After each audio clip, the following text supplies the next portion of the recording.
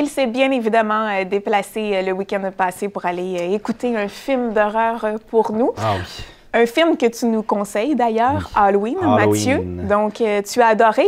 Oui. Oui, ça a comblé tes attentes parce que je sais qu'elles étaient élevées et que tu attendais impatiemment ce film-là. Je suis un grand fan de la série Halloween. Oui. Celui-là, c'est réalisé par David Gordon Green, qui est plus connu en fait pour ses comédies.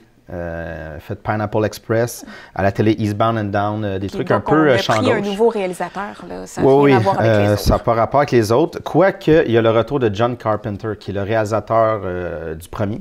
Ah. Mais là, il revient comme producteur et c'est lui qui fait la musique encore. C'est un musicien, John Carpenter, à la base. Okay.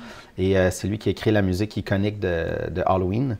Et il revient comme producteur. Il devait être autour un peu du tournage, mais tout était dans les mains de David Gordon Green. Et c'est le retour de Jamie Lee Curtis qui est là. Ouais, qui est là, tout un retour. Tout un retour. Mais c'est quand même sa 5e fois dans un film Halloween. Ah oui? Tout de même, oui. Il y a Judy Greer aussi et Andy Matichak. Halloween, il faut dire, c'est le 11e film de la franchise. C'est le 10e film avec Michael Myers. J'en ai manqué quelques-uns, je crois. Oui, je pensais pas qu'on était rendu à 11. Bien, le premier, c'est 78. Alors, on est 40 ans après, aujourd'hui. Et c'est ça, il y a 11 films. Il y en a un qui n'a pas Michael Myers. C'est Halloween 3. Okay. C'est le seul qui n'est pas dedans. C'est une autre histoire complètement. Et donc, 10 films avec Michael Myers, 5 avec Jamie Lee Curtis. C'est son 5e. Et là, il faut comprendre qu'ils ont décidé de faire un peu table rase. En fait, c'est celui-là, c'est la suite du 1. Oh, fait qu'on oublie les 9 autres. Là. Ils n'existent plus dans cet univers-là. Puis est-ce qu'il faut se rappeler du premier pour comprendre? Oui, non, je ne penserais pas. Il y avait quand même des jeunes dans la salle là, de 13-14 ans. Qui n'ont pas vu le premier parce que bon... Probablement pas. Si on fait le calcul, il y a 40 ans. Mais ils font un bon travail pour rattraper un peu. De toute façon, c'est pas tant compliqué Halloween. C'est Michael Myers, il était là, il a essayé de tuer du monde. Et Jamie Lee Curtis a survécu au premier, évidemment. Et là, on est 40 ans plus tard. Michael Myers est encore à l'hôpital psychiatrique, n'a jamais été libéré. Et on suit Laurie Strode, en fait, jouée par Jamie Lee Curtis. Et ce qui est intéressant, c'est ça, c'est qu'on voit 40 ans plus tard, en fait, les effets de ce trauma-là, de cette nuit où elle a survécu à la tragédie. Et comment ça l'a affecté, en fait, sa vie. Et elle vit comme recluse. Elle a appris à manier les armes. Elle vit tout le temps dans une espèce de peur, mais en fait, elle se prépare. Elle dit, si jamais il revient, moi, je suis prête. Et on voit un peu les effets que ça a eu sur sa vie. C'est assez intéressant quand même. Et évidemment, Mélanie, Michael Myers va s'échapper le soir de l'Halloween. Non. Ah! Mais là, Jamie Lee est rendue une ninja, j'imagine. Elle a eu comme plein d'années pour s'entraîner. Elle a 8000 fusils, plein d'affaires. Et c'est ça qui est intéressant. On va s'en reparler tantôt. On va aller voir un extrait et on s'en reparle là-dessus. Do you know that I pray every night that he would escape? What the hell did you do that for? So I can kill him.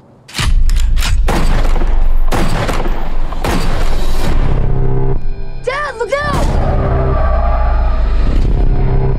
The bus crashed. Mom, what bus crashed? Michael escaped.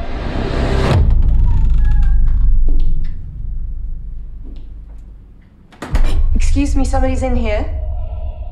Hello?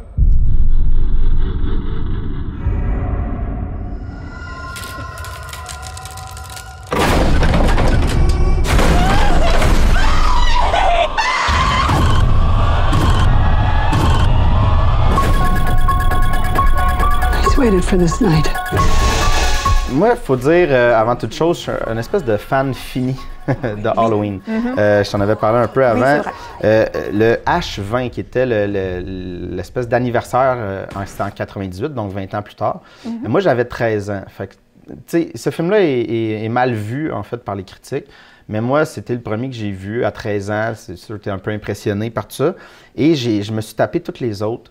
Et Michael Myers reste, même dans les films que je sais qui sont vraiment mauvais, je l'aime pareil. J'aime l'espèce d'ambiance qu'il amène Michael Myers, cette espèce en fait, en anglais, il l'appelle The Shape, la forme. C'est juste la mort qui avance puis qui tue sans raison. Il y a quelque chose d'effrayant dans cette idée-là. Oui, en effet. Non, mais contrairement, mettons, à un Freddy ou un Jason, tu sais, Freddy qui est un peu plus loufoque, Jason, on connaît ses motivations quand même. Michael Myers, il tue pour tuer, puis on ne saura jamais pourquoi, en fait. C'est ça qui est totalement terrifiant dans cette idée-là. Mais ceci dit, bon, j'ai aimé celui-là, et je ne suis pas le seul, là, les critiques. Tout le monde a de consensus. As-tu fait le saut? Oui, c'est très stressant. Le film est fait... C'est ce qu'on veut, hein? Ouais, on va voir un film d'horreur, c'est l'effet qu'on recherche. Oui, c'est ça. Puis j'étais avec un ami qui a rouspété un peu, des fois, à travers le film, parce que le film est vraiment, vu que c'est la suite de 78, il y a une espèce de forme d'hommage aussi à l'ambiance qu'il y avait en 1978. Mais il faut se rappeler, à l'époque, les films, c'était souvent un petit peu plus lent. Surtout le début, il y avait une longue prémisse, puis tout se passait à la fin. Alors, on retrouve un peu ce mode-là, un peu lent. Et aussi, c'est un style, ce qu'on appelle le slasher, les tueurs à couteau. Oui. Et c'est un style, et dans ce genre-là, souvent les gens font de très mauvaises décisions. Ce qui exaspérait un peu mon ami, qui respectait genre, pourquoi tu sors dehors? Oui, bien ça, on se le dit souvent dans la plupart des films. Mais ça vient avec ce genre-là, il faut l'accepter, mais ce que j'aimais... Il faut se mettre dans le contexte aussi, il faut se mettre dans le contexte. Oui, mais il y a comme ça au début, et plus le film avance, on dirait que ça se transforme tranquillement à quelque chose de nouveau. Et je pense que c'est ça qui est la force du film, en fait, c'est qu'on part en hommage, la lenteur, les gens qui prennent des mauvaises décisions. Et là, plus ça va, moins qu'il y a de mauvaises décisions. Et le film prend un autre contexte, en fait. Il devient un truc plus social.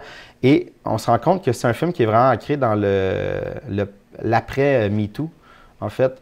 C'est un film qui est quand même féministe, en fait, de par le fait que là, on a Jamie Lee Curtis, on a sa fille et sa petite-fille. Alors, on a 3 générations de femmes qui vont affronter Michael Myers.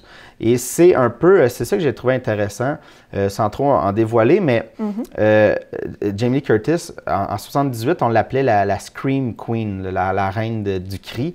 Parce qu'à ce moment-là, les femmes, dans les films d'horreur, ne faisaient que crier et avoir peur et rager. Et c'était tout le temps un homme qui, dans le cas d'Halloween, c'est souvent soit un policier ou le docteur, le psychologue, qui venait l'aider, en fait. C'était pas tant elle qui réglait. Et là, on voit, c'est ça, avec 40 ans, tout son traumatisme qu'elle a vécu, le fait qu'elle elle a des armes et elle veut reprendre le contrôle un peu de sa vie. Il y a ce côté-là qui rentre et qui est intéressant, que là, elle ne joue plus la victime. Et elle veut affronter, en fait, son agresseur, et là, qui est un tueur en ce cas-ci, mais fait qu'il y a quelque chose de vraiment intéressant. Est-ce que ça aurait pu aller peut-être un peu plus loin, mais dans le contexte du film, c'est pas trop moralisateur, c'est là en sous-texte. J'ai trouvé ça très intéressant. Puis, ben, sinon, David Gordon Green fait une bonne job, rien d'exceptionnel, mais c'est tout le temps dangereux d'un film qui est mythique comme ça, à travers les années. Il y en a beaucoup qui sont essayés, qui ont échoué. Et il réussit sans être exceptionnel à la réalisation, mais il nous offre de quoi qui est quand même angoissant. D'ailleurs, c'est mon ami qui rouspétait, tout ça, mais quand il est sorti, il était comme, j'étais stressé, là, Oui. Ouais, c'est ça. Tu sentais que, c'est ça, il y avait des belles trouvailles là-dedans. Jamie Lee Curtis qui revient pour la 5e fois, et cette fois-ci, on sent qu'elle est vraiment engagée dans le film, sûrement par le propos, justement, le fait qu'elle n'était plus une victime. Et ouais, parce qu'il y a des fois qu'elle est revenue, comme dans Halloween Résurrection, je ne me rappelle plus la date, je pense que c'est 2009. Disons qu'elle était là pour le chèque, là, on s'entend. Ouais, OK, ça sentait qu'elle n'était pas tant là. Ouais, non, c'est ça. Fait que c'est très intéressant, une solide performance. Et je vais juste noter rapidement la musique de John Carpenter, toujours aussi terrifiante. Oui, ça va devenir mythique, ça aussi, autant que les autres. On verra avec le temps, mais oui, c'est un excellent film dans la série, en fait, Halloween. Un bon moment, vous allez avoir peur. Bon, voilà. Génial. En tout cas, si tu ne nous as pas donné le goût après tout ça, Mathieu, c'est parce qu'au départ, vous n'êtes pas fan de films d'horreur. Ben, c'est ça, mais donc, si ça vous intéresse, c'est un film à avoir. Puis souvent, c'est rare et difficile d'en trouver un bon. Donc, Mathieu vous le conseille fortement. 4 étoiles, j'imagine. Facile, écoute. On lance des étoiles aujourd'hui. Il y en a 5 s'il veut. On se revoit un peu plus tard, Mathieu, avec tes suggestions de sortie cinéma et vidéo. Quelques-unes. Parfait, on se revoit tantôt.